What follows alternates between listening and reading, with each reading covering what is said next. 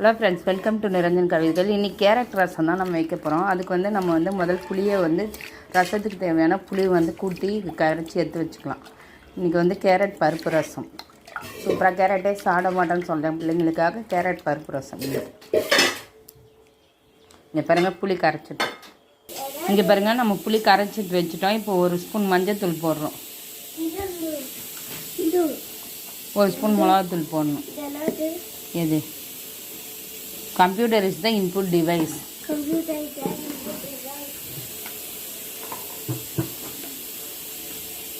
ஒரு ஸ்பூன் மிளகாத்தூள் போட்டுக்கிறோம். ரசப்பொடி ஒரு ஸ்பூன் போட்டுக்கிறோம்.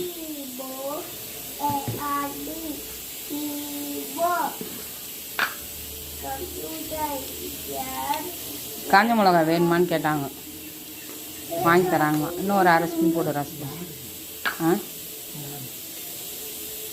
ஒன்று வாங்கி கொடுத்தாங்களா 10 கிலோ? 1 கிலோ 300 ரூபாயா 250 ரூபாயா? இங்கே பாருங்கள், நம்ம ரசம் இப்போ கூட்டியாச்சு. ஆல்ரெடி கேரட்டும் தக்காளியும் வேக வச்சு வச்சுருக்கேன். எப்படி ரசம் வைக்கிறதுன்றதை பார்க்கலாம்.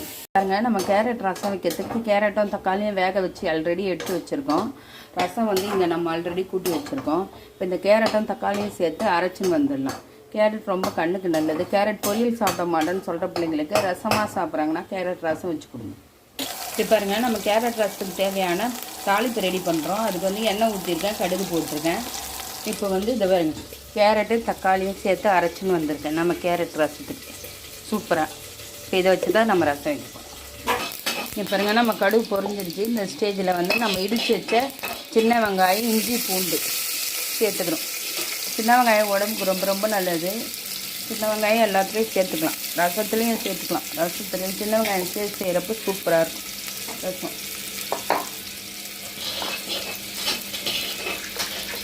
இதை நல்லா வதக்கலாம்.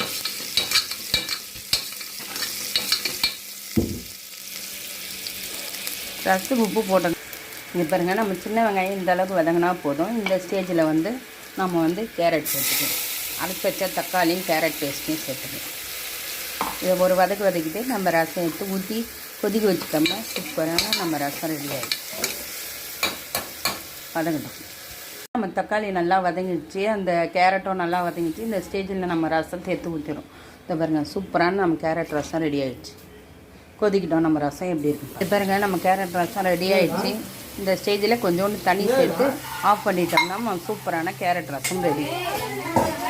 இது வந்து கண் பார்வைக்கு கேரட் ரொம்ப நல்லது. இது கேரட் போட்ட மாரி தெரியல, சூப்பராக இருக்குது நம்ம ரசம்.